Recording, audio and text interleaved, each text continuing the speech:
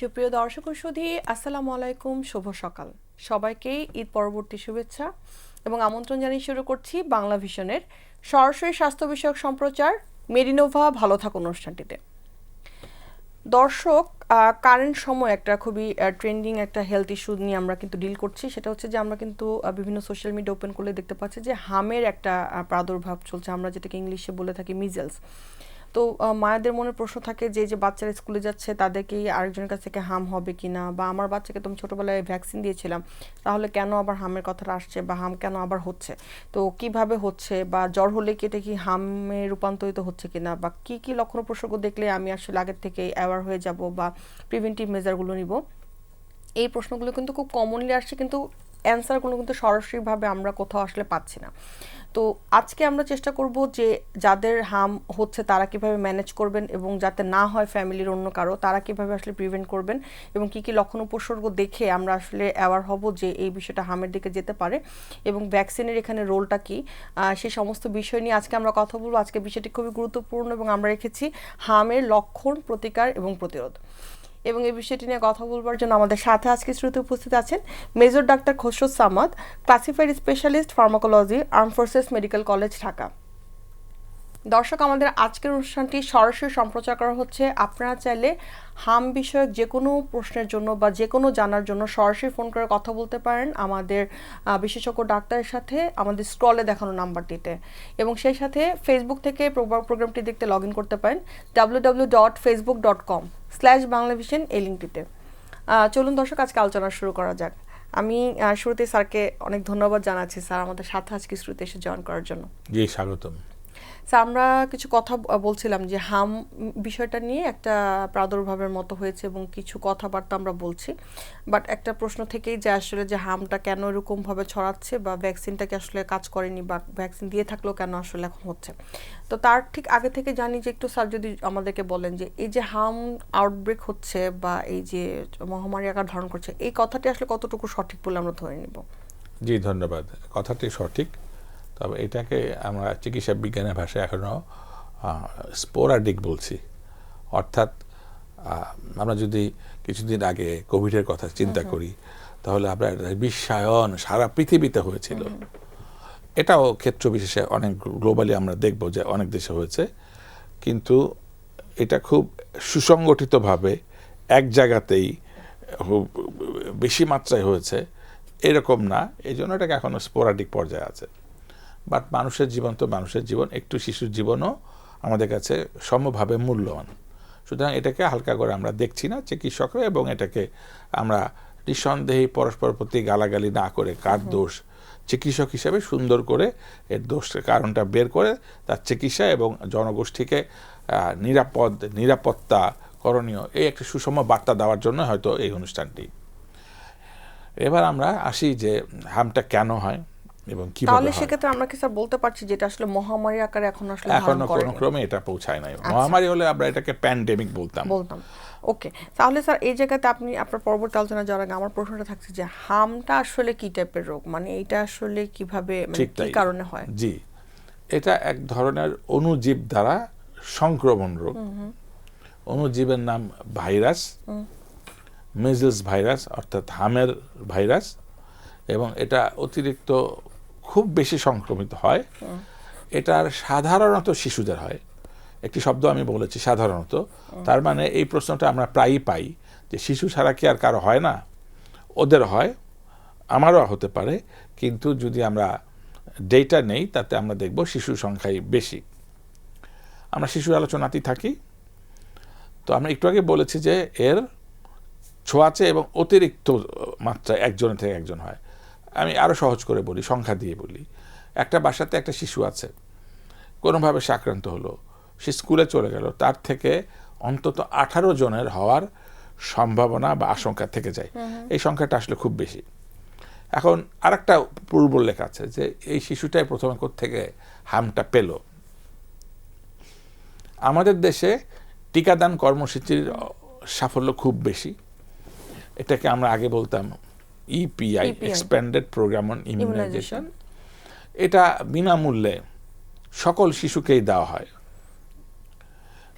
বাংলাদেশে যে কোনো শিশু জন্মমাত্র এটা তার অধিকার, এবং তাদেরকে 6টা রোগের টিকা দেওয়া হয়। আমি সময়ের অভাবে বাকি 5টা রোগের আলোচনা নাম বলার প্রয়োজন মনে করছি না, হাম নিয়ে থাকি। তাহলে এই যে এর যে টিকাটা দেওয়া হলো, এই টিকাটা দেওয়ার পর একটা টিকার কার্ড থাকে।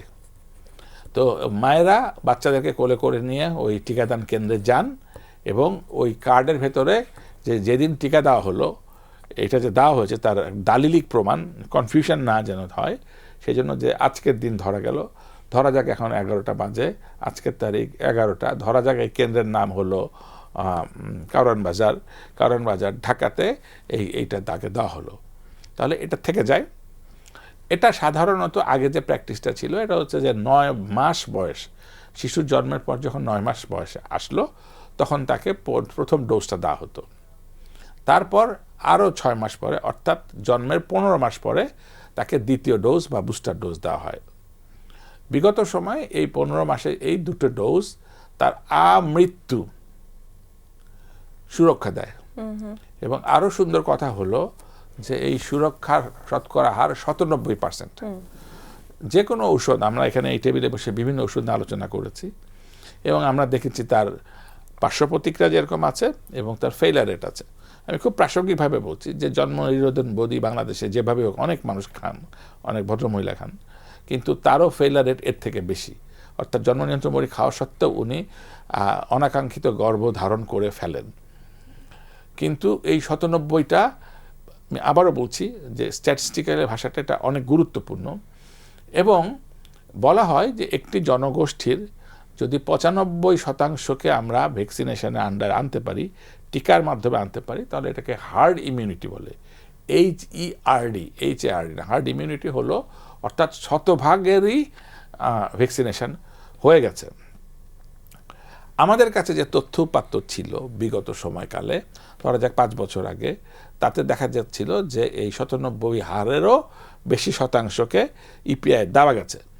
এবং এটা নেসেসারিলি যে একটা টিকাদান কেন্দ্রে শুধু তাই না, প্রায় একটা দেখবেন অর্গানাইজ একটা অনুষ্ঠান হয়, একটা দিবস হয়, ধরা যাক ভিটামিন এ ক্যাম্পেইন দিবস, কৃমি মুক্ত ক্যাম্পেইন দিবস, ঠিক সেরকম মাঝে মাঝে এটা ক্যাম্পেইন হয়। তো যারা ওই সময়টাতে মিস করেন, এই গণমাধ্যমে ইতিবাচক এই প্রোগ্রামটা তো একটা ইতিবাচক প্রভাব পড়বে, আমরা উদ্বুদ্ধ করব যারা টিকা এখনও দেন নাই তারা যেন দেন। ঠিক সেরকম এরকম গণমাধ্যমের মাধ্যম দিয়ে আমরা একদম তৃণমূলে বার্তাটা পৌঁছাতে চাই যে একটি মাত্র টিকা, তারপর আর একটি মাত্র টিকা, সামান্য 2টা পিঁপড়ার কামড়ের কারণে আপনার শিশু একটি ভয়ঙ্কর অসুখ থেকে সারা জীবন মুক্ত থাকবে। তাহলে কি আপনি 2টা কামড় বেছে নেবেন, নাকি আপনার সারা জীবন একটা ঝুঁকির মাধ্যমে থাকলেন? ঝুঁকিটা ওই শিশুর, এবং পল্লীতে ওই শিশুর নিঃসন্দেহে আরও ভাই বোন একই ঘরে থাকে, তাহলে সমভাবে অন্যদের জন্য ঝুঁকি থাকলো, পরিবারের বড় সদস্যের জন্য ঝুঁকি থাকলো। একটু আগে বলেছি যে কখনো কখনো খুব যে আমাদের অভিভাবকরা খুব দায়িত্বশীল আচরণ পালন করি এটাও বলা যাবে না। ফলে এইটা যে টিকা দেওয়া হয়নি এটা উনি খেয়াল করেন না, অথচ বা সবগুলি দেওয়া হয়েছে, এই 6টার ভিতরে 1টা বা 2টো বাদ পড়ে গেছে, তার ভেতরে MMR, এটা ডাক্তারি পরিভাষা, এটা বাদ পড়ে গেছে, এটা অনেকে খেয়াল করেন না। নিঃসন্দেহে রাষ্ট্র সুসংগঠিতভাবে এটার প্রচার, প্রোপাগান্ডা এবং উপযোগিতা এটা নিয়ে যথেষ্ট কথা বলা হচ্ছে। পাশাপাশি আমি অভিভাবক, বাবা মা হিসাবে মাত্র 6টা অসুখ তো, এর ভ্যাকসিনেশনটা যেন সুসংগঠিতভাবে হয় এটা আমরা নিশ্চিত করব, এনশিওর করে থাকি। এখন স্যার যেহেতু মানে এই বিষয়গুলোতে আসলে সবাই সচেতন হচ্ছে এবং সচেতনতা কিন্তু এখন আস্তে আস্তে বাড়ছে, যেহেতু গ্লোবালাইজেশনের যুগ এবং সেই সাথে ডিজিটালাইজেশনও চলছে। বাট তারপর লক্ষণগুলো যদি একটু বলেন যে স্যার এগুলো দেখলেই সাথে সাথে অ্যাওয়ার হয়ে যেতে হবে, বা যদি ফ্যামিলিকেও এরকম লক্ষণ দেখা যায় তাহলে অন্য কাউকেও তার থেকে দূরে রাখবে, এই ধরনের বিষয়গুলো আছে কিনা, বা লক্ষণগুলো যদি একটু বলেন আমাদের সাথে। জি, ধন্যবাদ। আপনার প্রশ্ন যদি আমি বুঝে থাকি তাহলে পারে ইউজার্স এন্ডে, অর্থাৎ রোগী তো ছোট, রোগীর যারা অভিভাবক, প্যারেন্টস বা অন্যান্য যারা অভিভাবক আছেন, তারা কি দেখে বুঝতে পারবেন তার শিশুর হার্ম হয়েছে।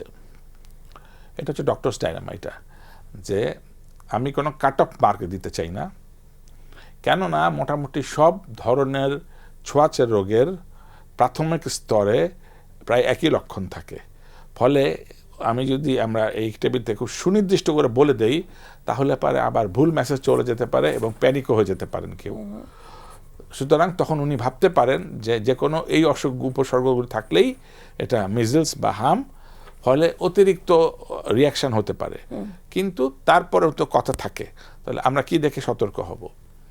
সাধারণত যে ছোঁয়াচে রোগ, এই মিজলস সহ হাম সহ দুটো উপলক্ষ প্রাথমিকভাবে থাকে, একটি জ্বর আর একটা হচ্ছে ব্যথা। ব্যথা মানে শরীর ব্যথা, মাথা ব্যথা।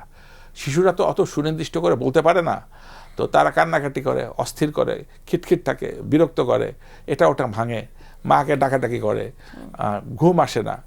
তো আমরা ওই জায়গাতে যাই, জ্বরে আসি।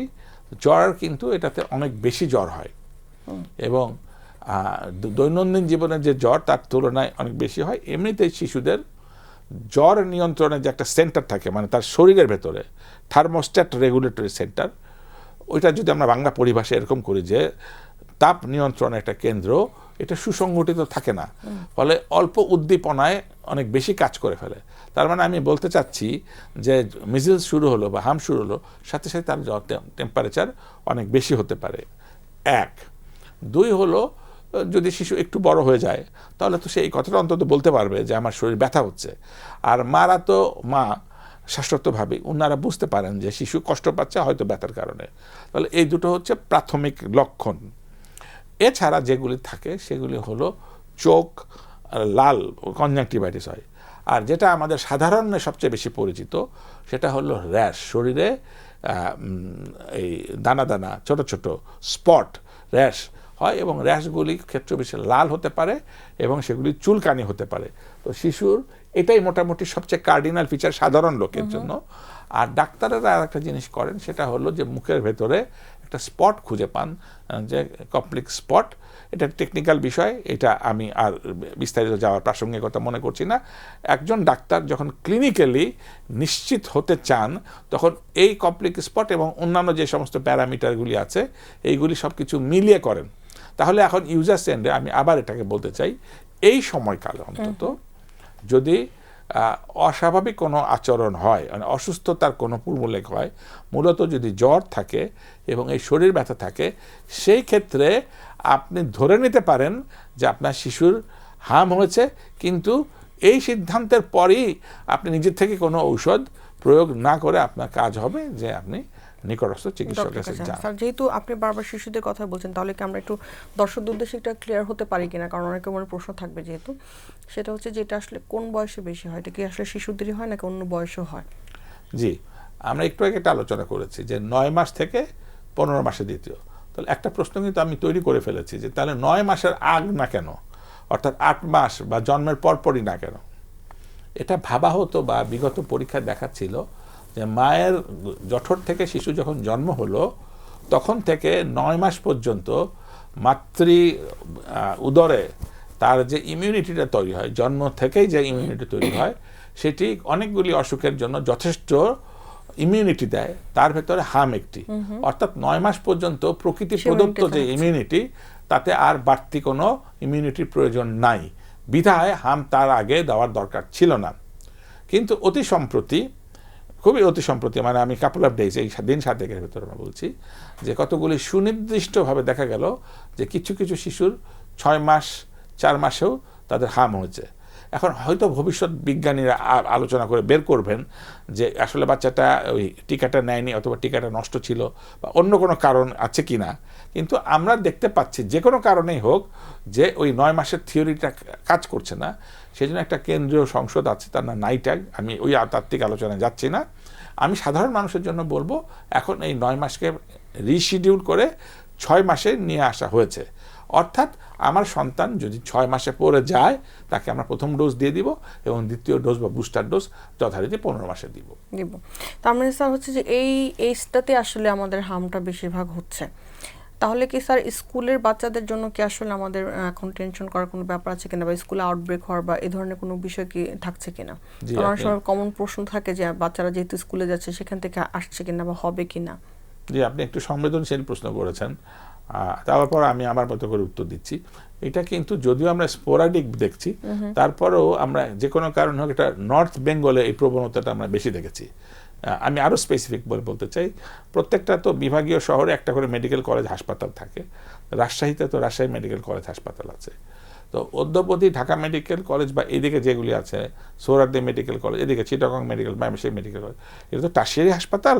তো এইখানে যে নথিবদ্ধগুলি থাকে তা দেখে ওই অত্র এলাকায় আসলে হামের মাত্রা কতটুকু ছড়িয়েছে এটা মোটামুটি একটা সারফেস লেভেলে ধারণা করা যায়। তো যে কোনো কারণেই হোক, অদ্যাবধি রাজশাহী মেডিকেল কলেজে যেই শিশুগুলি ভর্তি হয়েছে তার সংখ্যা যে কোনো বিভাগীয় হাসপাতাল থেকে বেশি, এবং ঢাকাতে বা অন্যান্য যেগুলিতে এক্সকিউজ মি যে টারশিয়ারি হাসপাতাল আছে, অদ্যাবধি এই ঢাকা মেডিকেল কলেজকে আপনি ধরেন প্রায় 3 কোটি মানুষকে, টারশিয়ারি তো পুরো বাংলাদেশকে দেয়, তা আমি একটা র্যান্ডাম একটা ফিগার বলছি যে 3 কোটি লোকের তারা চিকিৎসার জন্য এটার জন্য অ্যাসোসিয়েটস। রাজশাহীতে অর্গানাইজভাবে বলা আছে 2 কোটি 20 লক্ষের মতো।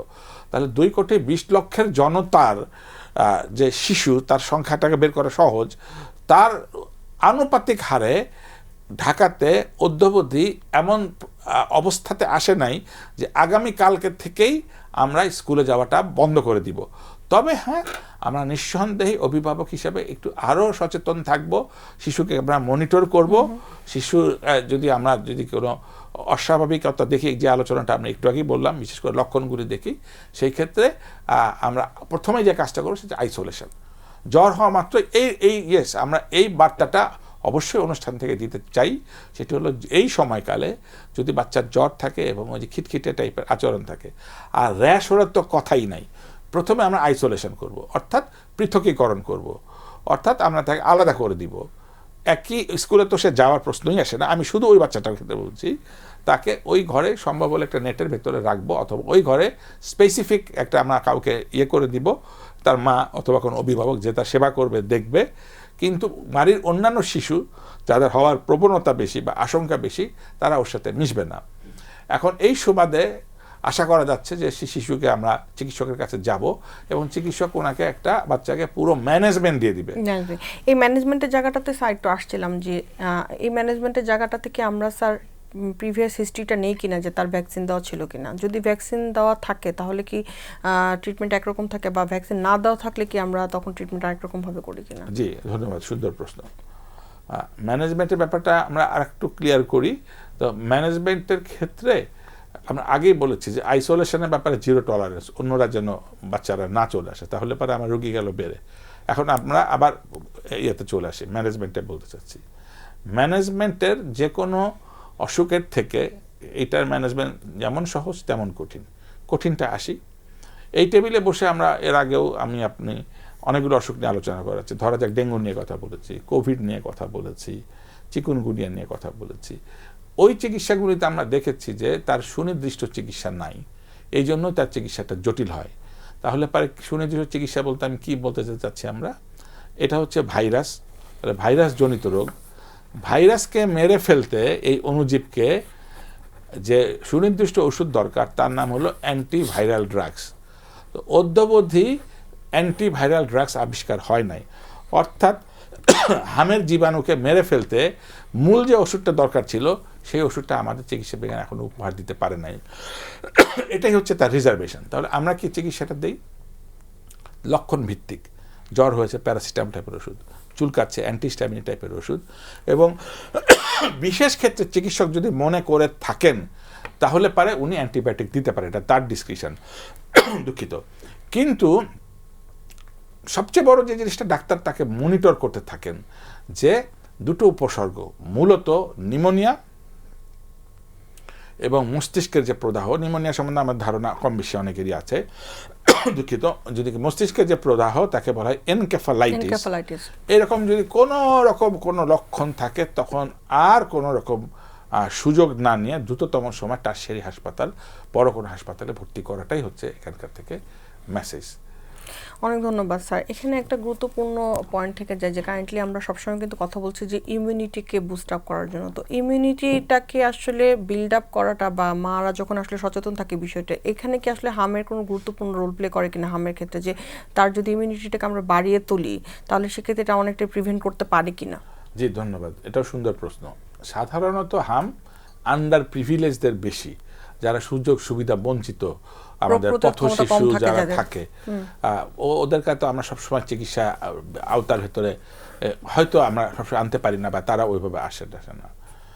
এখন ফলে তাদের এটা হওয়ার প্রবণতা বেশি। অন্তত ওভারনাইট তো আমাদের ইমিউনিটি স্ট্যাটাস চেঞ্জ করাটা একটা চৌড়া জনগোষ্ঠী একটু কঠিন হয়ে যাবে। তবে আমরা দেখেছি যে ভিটামিন এ এইটার ইমিউনিটি বুস্ট আপ করতে অনেক বেশি সহায়তা করে। সুতরাং এর চিকিৎসার একটা অংশ হিসাবে, অ্যান্সিলারিজ অংশ হিসাবে, সহায়ক অংশ হিসাবে ভিটামিন এটা দিতে পারি। আপনার বিগত প্রশ্নের একটি অংশ ছিল যে তার হামের টিকার সাথে যদি তার হয়ে যায় এটা কতটুকু সম্পর্ক। যদি ওই রোগীটার ইতিহাস থাকে যে তার ভ্যাকসিন না হয় নাই, কিন্তু যে কয়দিন সে অসুস্থ থাকবে, আমি আবারও বলছি, অর্থাৎ সে কয়দিন তার টিকা নেওয়া উচিত হবে না। অসুস্থতা থেকে সুস্থ হয়ে যাওয়ার পরে আমরা টিকার কথা ভাববো। আর দুই হচ্ছে আর একটা জিনিস তথ্য বিভ্রান্তি তৈরি করতে পারে। এই যে হামের বৃদ্ধি এবং ভ্যাকসিনেশনের যে এই 94 মানে অপ্রত্যাশিত ফলাফল সম্প্রতি না পাওয়ার যে কথা আসছে, এটা কিন্তু শুধুমাত্র বাংলাদেশের সমস্যা না, এটা একটা গ্লোবাল সমস্যা। ডাটা নিয়ে দেখা গেল যে এটাকে অনেকটা তো ইরাডিকেট করা হয়েছিল বলে দাবি করা হয়েছিল, নির্মূল করা হয়েছে, যে 6টি অসুখ থেকে বাংলাদেশ মুক্ত অথবা পৃথিবী মুক্ত, অন্তত ইউরোপিয়ান বা মার্কিন যুক্তরাষ্ট্রের মতো সমৃদ্ধ যারা চিকিৎসা বিজ্ঞানে অনেক সচেতন তারা মুক্ত বলে দাবি করা হয়েছিল। কিন্তু সম্প্রতি দেখা গেল যে সেই সমস্ত দেশেও প্রচুর পরিমাণে মানে আশঙ্কাযুক্তভাবে হামের রোগী আছে, কিন্তু যেভাবে একটা নোটিশ করা আগে হয় নাই বা ওইটা পাওয়া যায় না, এখন এটা খোঁজা হচ্ছে। দুই, আশঙ্কাজনকভাবে দেখা গেল যে খোদ তাদের মতো দেশেও এই ভ্যাকসিনেশনটা অন্তত বেলায়, এই হামের বেলায় যে কোনো কারণে হোক সেটাও প্রত্যাশিতভাবে হয় নাই। আমি খুব প্রাসঙ্গিকভাবে ছোট্ট একটি উদাহরণ আমার নিজের থেকে দিতে চাই। আমি বাংলাদেশ সেনাবাহিনী থেকে জাতিসংঘ শান্তি মিশনে কঙ্গো আফ্রিকার দেশে যাওয়ার সুযোগ হয়েছিল। তো আমার মনে হলো যে আমরা যারা অন্যান্য চিকিৎসক ছিল যে এইখানকার জনগোষ্ঠী তো প্রায় অসুখ বিসুখ হয়, তাহলে আমরা একটু টিকা দিয়ে আসি, ইন লং রান ওদের ভালো হবে। তো আমরা বেশ আলোচনা হইচই করে টোরে প্রচার প্রপাগান্ডা করে আমরা সেখানে টিকা দিতে গেলাম। আমাদের কোনো বৈষয়িক এরকম কোনো লাভ নাই, এটা সম্পূর্ণ মানবিকভাবে আমরা গিয়েছি। ওইখানের লোকেরা সব তেরে আসলো, প্রকারান্তে প্রায় মেরেই ফেলবে আমাদেরকে। কেন, তাদের কি অভিযোগ? তারা বলতে চাইছে যে হাম বা অসুখটা এটা ঈশ্বর দিয়েছেন, এটা তার ইচ্ছা। তুমি কে আসছো যে ঈশ্বরের ইচ্ছার বিরুদ্ধে কাজ করছো? দেখেন যে এই ধারণাটা কতটুকু ভুল ধারণা, কত ডিপ সিটেড। প্রকারান্তরে আমরা জীবনে তাড়াতাড়ি করে পালিয়ে এসেছি, তোমার জনগোষ্ঠীর তুমি দেখো। এইটাতে আমি কি বলতে চাচ্ছি, আপনি বারবার সোশ্যাল মিডিয়ার কথা বলেছেন, আমি এগ্রি করি। সোশ্যাল মিডিয়াতে উল্টো এই প্রপাগান্ডাও আমি দেখেছি, নিশ্চয়ই আপনি এবং অন্যান্যদেরও দেখে চোখে পড়েছে। তারা বলতে চাইছে যে টিকার অনেক পার্শ্ব প্রতিক্রিয়া আছে, বিশেষত হামের প্রতিক্রিয়া আছে, বিশেষত কোভিড যে দেওয়া হয়েছিল প্রায় বছর 4 আগে তার পার্শ্ব প্রতিক্রিয়া আছে এবং তার কারণে এটা হচ্ছে। এখন ফার্মাকোলজি হিসেবে এটা ব্যাখ্যাটা আমি দেওয়াটা খুবই নৈতিক তাগিদ অনুভব করছি। আমি যে সাধারণ কফি খাচ্ছি বা চা খাচ্ছি, এটাও যদি 2 কাপ খাই তাও তো আমার একটা অস্বস্তি হবে, আমার বুক জ্বলতে পারে, রাত্রেবেলা ঘুমের হতে পারে। পানি যদি 2 বেলা 4 গ্লাস খাই তাহলে আবার হতে পারে। অদ্যাবধি সাধারণ একটা প্যারাসিটামলের পার্শ্ব প্রতিক্রিয়া আছে, কিন্তু আমাদের যে লাভ আর পার্শ্ব প্রতিক্রিয়ার যে অল্প ক্ষতি, এই দুটো বিবেচনা করে লাভ যেহেতু অনেক বেশি, সুতরাং আমাদের সেই লাভটাতে যেতে হবে। তাহলে পারে এই হামের টিকা অথবা যে কোনো টিকার ক্ষেত্রে ছোট ছোট যে পার্শ্ব প্রতিক্রিয়া আছে সেটা সহনীয়। ওই টিকাতেও ছোট্ট ওই জায়গা থেকে ফুসকুড়ি হতে পারে, অল্প একটু জ্বর হতে পারে, শরীর সেদিন একটু ব্যথা করতে পারে, বাট এটা 1 দিন বা 2 দিন হবে, তারপর এটা চলে যাবে। অদ্যাবধি আমাদের কাছে কোনো রিপোর্টেড ডাটা নাই যে এই হামের টিকা দেওয়ার ফলে এমন বড় অবস্থা তৈরি হয়েছে যার জন্য জীবন সংশয়াপন্ন হয়েছে। ওই আলোচনাটা আমরা শেষ করে ফেলি যে কোভিডের ক্ষেত্রে যেটা বলা হচ্ছে যে এটা তারই উপজাত কিনা। দেখেন, কোভিডের ভ্যাকসিনটা যখন আসে তখন আমাদের আগে জীবন বাঁচানোর প্রশ্ন হওয়াতে কোভিডটা খুবই দ্রুত বাজারে আনা হয়েছিল 1 বছরের ভিতরে। কিন্তু এই যে আজকে হামের টিকা, এটা তৈরি হওয়ার অন্তত 30-40 বছরে আমাদের অভিজ্ঞতা আছে।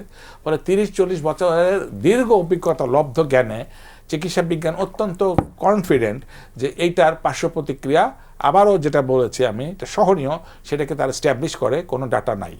কিন্তু কোভিডের ক্ষেত্রে জীবন সংশয় বলে এটা করা হয়েছিল, কিন্তু আমাদের কাছেও এরকম কোনো মৌলিক তথ্য আসে নাই যে একেবারে 2+2 অর্থাৎ কোভিডের টিকার ঠিক ভ্যাকসিনেশনের কারণে কোভিড ভালো হয়েছে কিন্তু তার পার্শ্ব প্রতিক্রিয়ার কারণেই এটা হয়েছে, এরকম কোনো প্রামাণিক দলিল কেউ এ পর্যন্ত উপস্থাপন করতে পারেনি। অনেক ধন্যবাদ স্যার।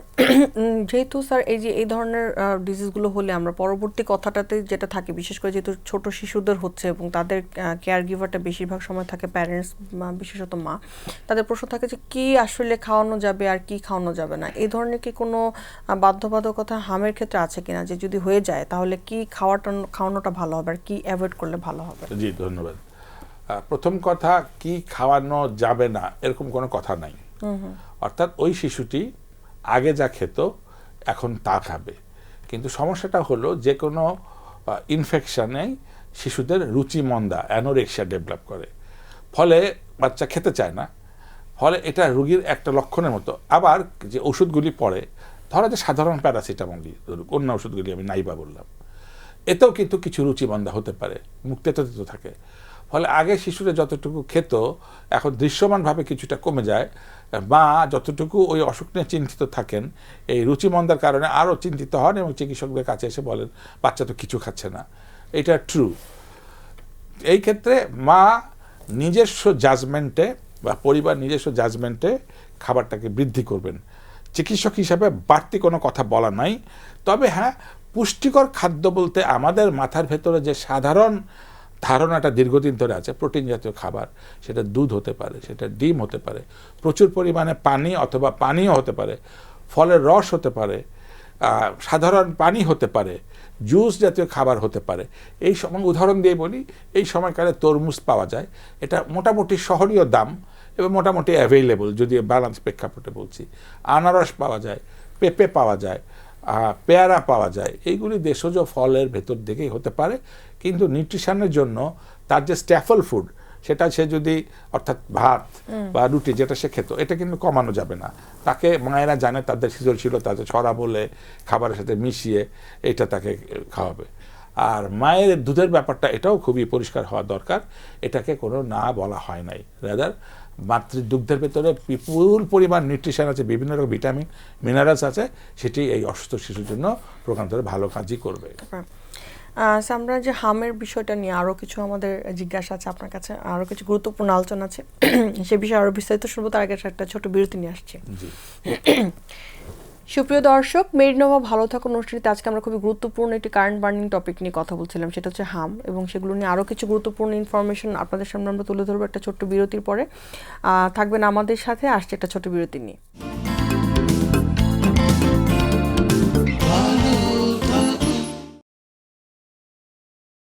সুপ্রিয় দর্শক, বিরতি শেষে আবারও ফিরে এলাম মেডিনোভা ভালো থাকুন অনুষ্ঠানটিতে।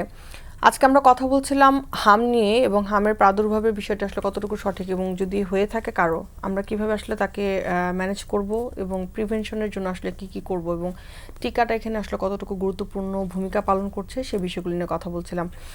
স্যারের কাছে একটু আসি যে স্যার, আমরা ভ্যাকসিনটা নিয়ে একটু কথা বলবো। তার আগে একটু ছোট করে জানি যে যাদের হয়ে গেছে মারা, তাহলে তাদেরকে আসলে এইখান থেকে কতদিন এটা থাকতে পারে, এবং আস্তে আস্তে ভালো হয়ে যাওয়ার সময়টাতে তারা কিভাবে আসলে পরিচর্যাটা করবে, সেটা যদি একটু আমাদের সাথে শেয়ার করেন। ধন্যবাদ।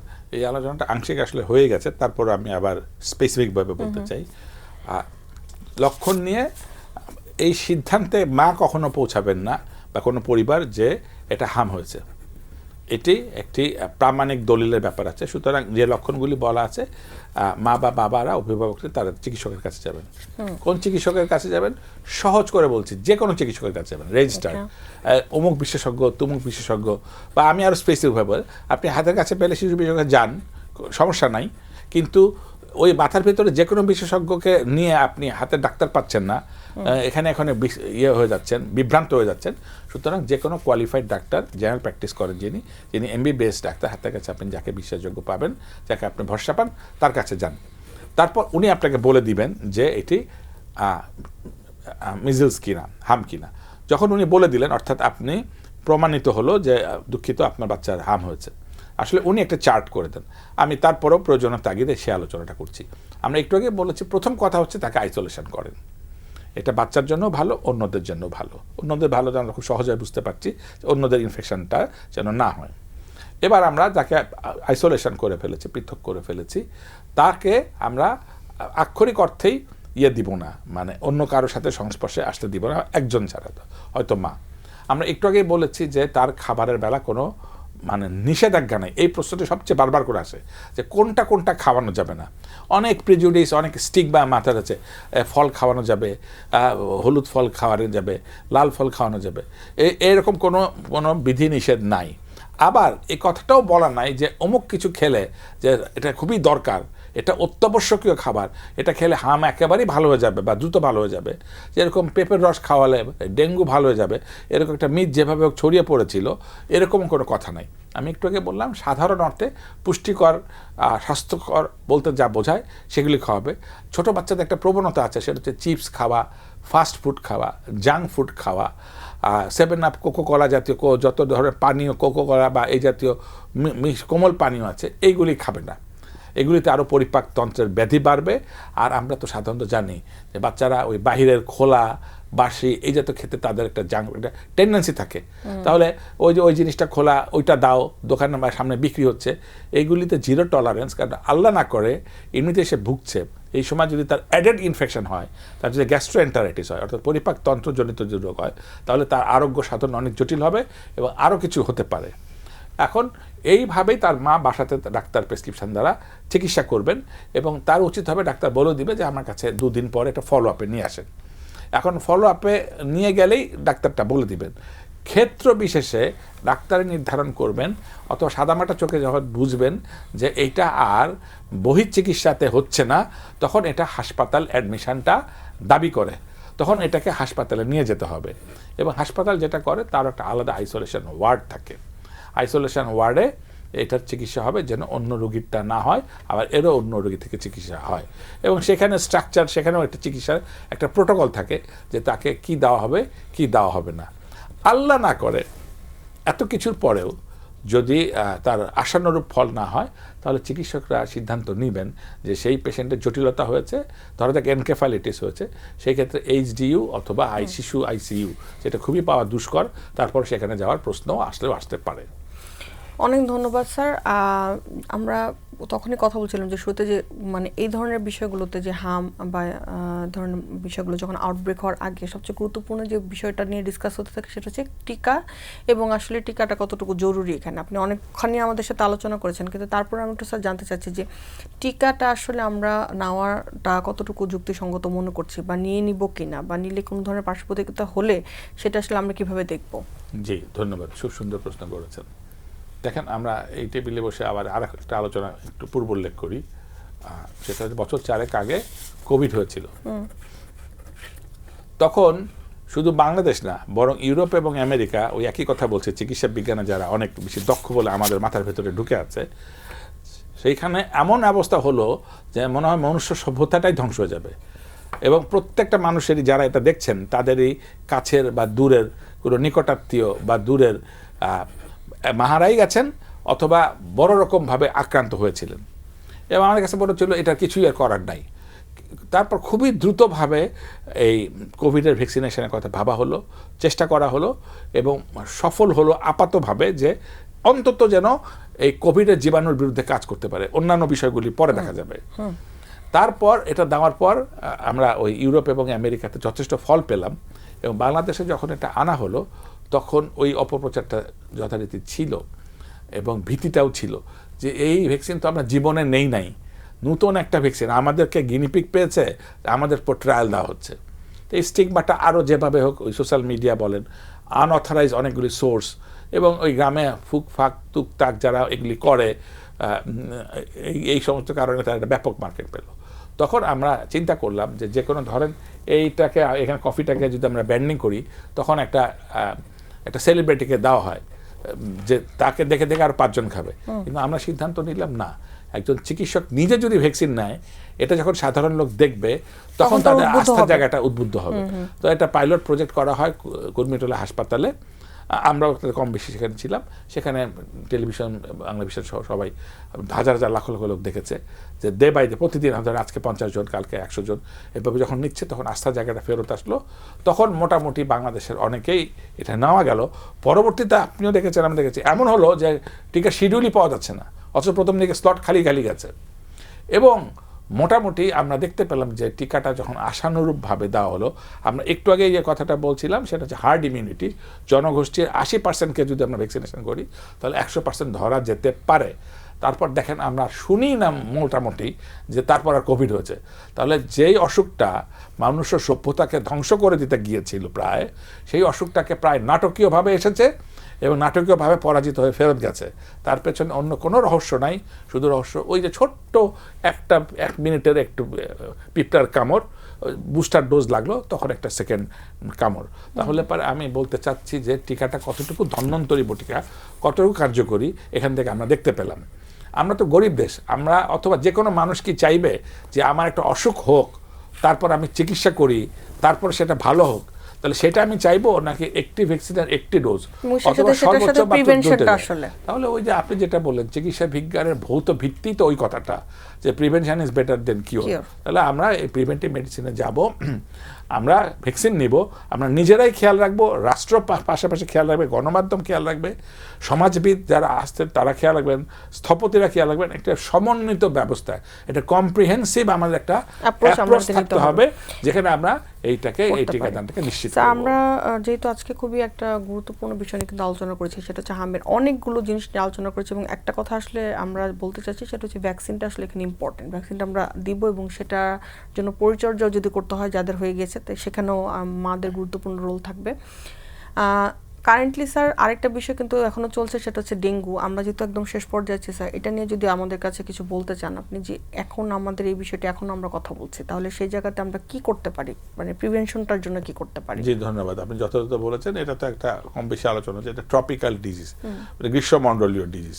গ্রীষ্মমণ্ডল মানে আমরা জেনে গেছি যে একটা মশার মাধ্যম দিয়ে হয় এবং এই মশাটা গ্রীষ্মমণ্ডলে বেশি হয় গ্রীষ্মের সময় এবং জুন জুলাই বা জুলাই আগস্টে বেশি হয়। কিন্তু এখন দেখা যাচ্ছে এবং বলা হয়েছে যে আরবান পপুলেশনে হয়, শহরের নাগরিক মশা, স্মার্ট মশা ঢাকা শহরে থাকে, রাজধানী থাকে। এখন এটা আর ওভাবে বলা যাচ্ছে না। এখন আমরা দেখেছি পেরিফেরিতে চলে গেছে, প্রত্যন্ত অঞ্চলে চলে গেছে, ছোটো ছোটো শহরে চলে গেছে এবং শীত গরম ছাড়াও অন্যান্য সময় হচ্ছে। এটা তো খুবই সহজ, একটা সহজ অঙ্ক।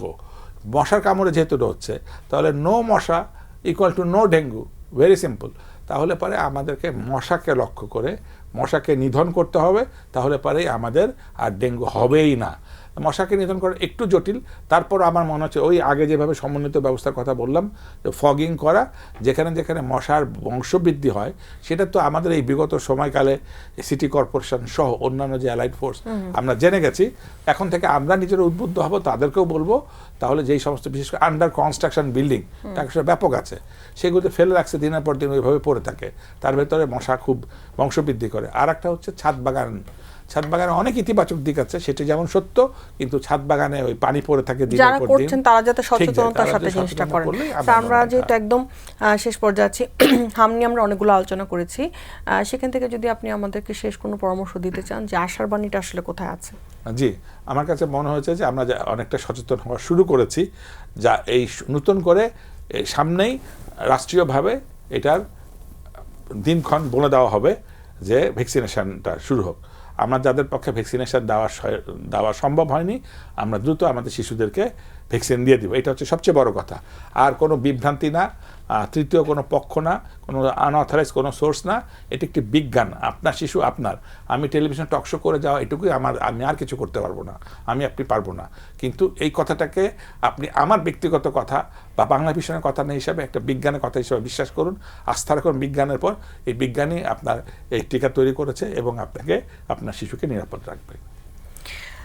অনেক ধন্যবাদ স্যার, অনেকগুলো গুরুত্বপূর্ণ কথা আমাদের মাধ্যমে চলে এসেছে। স্যারকে আমাদের সাথে আজকে স্টুডিওতে এসে জয়েন করার জন্য স্যার অনেক অনেক ধন্যবাদ। স্যার আপনাকেও ধন্যবাদ। এই অনুষ্ঠানের নেপথ্যে যারা কলাকুশলী আছে তারা ধন্যবাদ, আর এই সময় না যারা দেখেছেন তাদেরকেও ধন্যবাদ জানাই। সুপ্রিয় দর্শক, মেদিনীনগর ভালো থাকা অনুষ্ঠানটিতে আজকে আমরা কথা বলেছিলাম হামের বিষয়টা নিয়ে এবং হাম যে আসলে ছড়িয়ে যাচ্ছে এবং কিভাবে আমরা এটাকে আসলে প্রতিরোধ করতে পারি বা হয়ে গেলে কিভাবে পরিচর্যা করবেন এবং খাবার দাবার কিন্তু একইভাবেই খাবেন, কোনো কিছু পরিবর্তন এখানে নেই। এবং সে সাথে টিকাটা আসলে খুবই গুরুত্বপূর্ণ। যারা টিকাটা না দেওয়ার ব্যাপারে কথা বলছেন তাদের না দেওয়ার চেয়ে যে খারাপ অবস্থা, তার চেয়ে দেওয়ার পর হয়তো বা তারা ফিল করতে পারবেন যে আসলে টিকাটার এখানে কিন্তু গুরুত্বপূর্ণ একটা রোল প্লে আছে। তো যারা অনুষ্ঠানটি দেখেছেন আমাদের সাথে এত এতক্ষণ ধরে, তাদেরকে অনেক ধন্যবাদ। আশা করি অনেক কিছু জানতে পেরেছেন। যারা দেখতে পারেনি তারা লিঙ্কটাতে জয়েন করে আবার দেখে নেবেন। আবারও দেখা হবে আগামী পর্বে। ততদিন পর্যন্ত অপেক্ষা থাকুন, সুস্থ থাকুন এবং অবশ্যই ভালো থাকুন।